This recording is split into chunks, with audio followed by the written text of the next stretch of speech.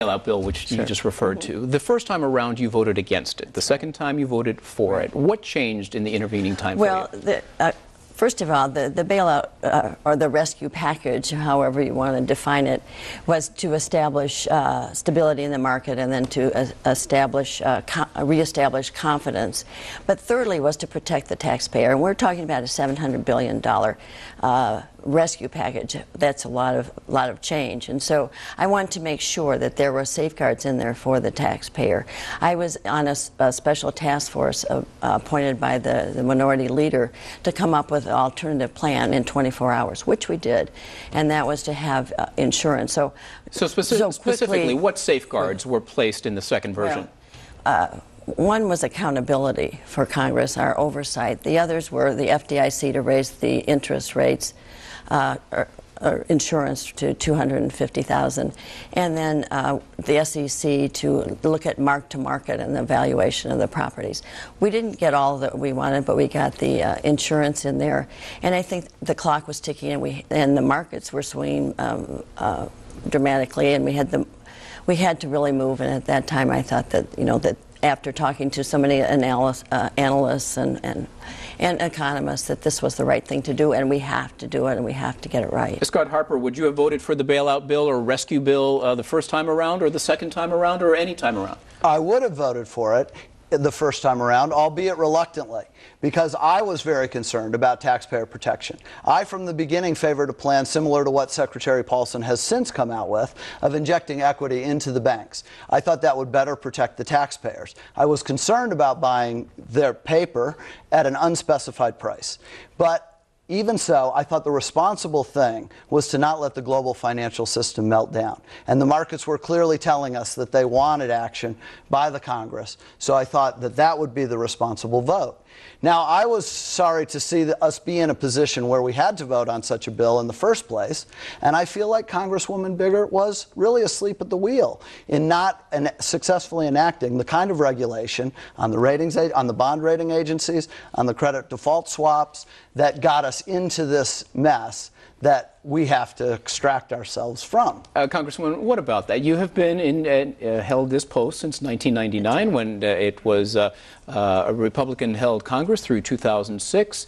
How much blame or responsibility should the Congress have taken in getting us into this mess? Well, the blame game always sounds good, and it's something that comes up in every campaign. But we have to find a solution to this challenge. And I have been working on this. And first in 2000, I went back and looked at some of my opening statements, and we had Fannie Mae and Freddie Mac in there, the GSEs, and they were told and suggested that they not keep as much of their mortgages in their own portfolio, that this was going to lead to trouble.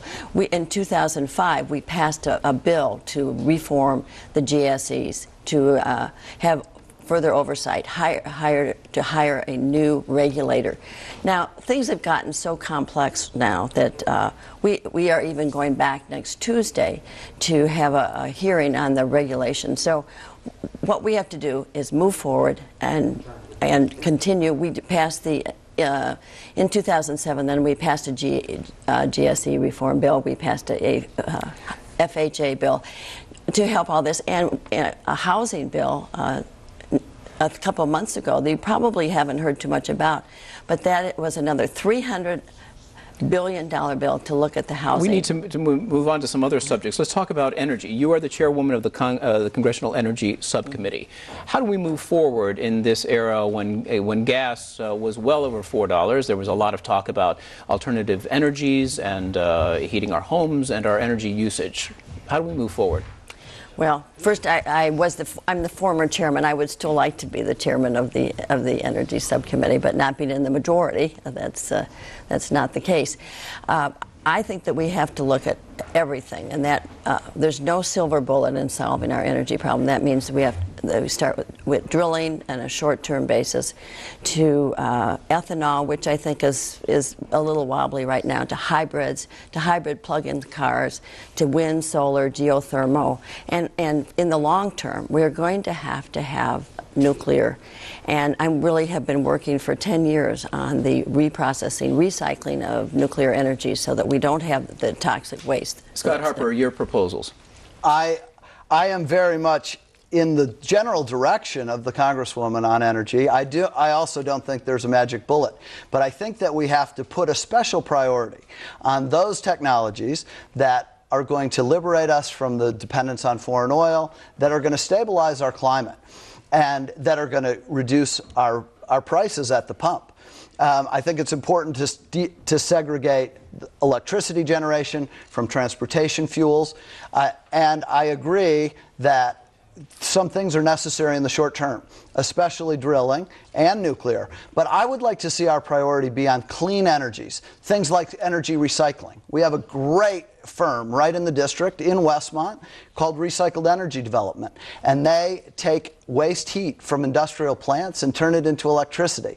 And those are the kinds of things that we should be behind and supporting, as well as wind and solar technology. We have very little time left, but I want to talk about taxes. If we're to believe the banker in the previous segment, the two candidates for president who say taxes will not be increased should not be believed, that it will be inevitable, that we can't escape from it. On your website, Scott Harper, you talk about health care, education, Social Security, funding more of that. How will we do that without raising taxes? Well, we have to make a start at reducing the budget deficit. The fiscal irresponsibility of this administration and the Congresswoman in voting for the Bush administration budgets, I think, is terribly irresponsible, and we need to start inching that down. At the same time, of course, it's unrealistic to think that it's going to be balanced immediately, because we've just had a $700 billion rescue package, and like you say, there's some very critical investments that we need to make. So are tax increases inevitable? My sense is I want to cut taxes on the middle class, and I actually define middle class slightly differently than Senator Obama. Okay, we're almost out of time, and I want to give Congresswoman Biggert the chance to talk about tax increases. Are they inevitable? Well, I think the worst thing that we can do in a recession or in the climate that we have right now is to raise taxes. What we have to do is cut out spending in the federal government, lower it so much. And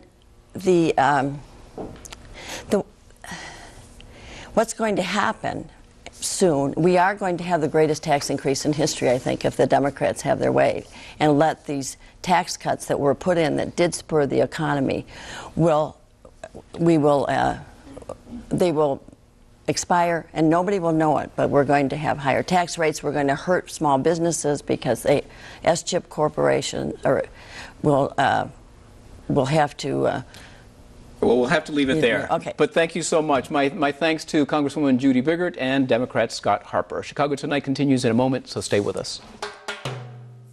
Chicago Tonight is made possible in part through the generous support of the Julius Frankel Foundation.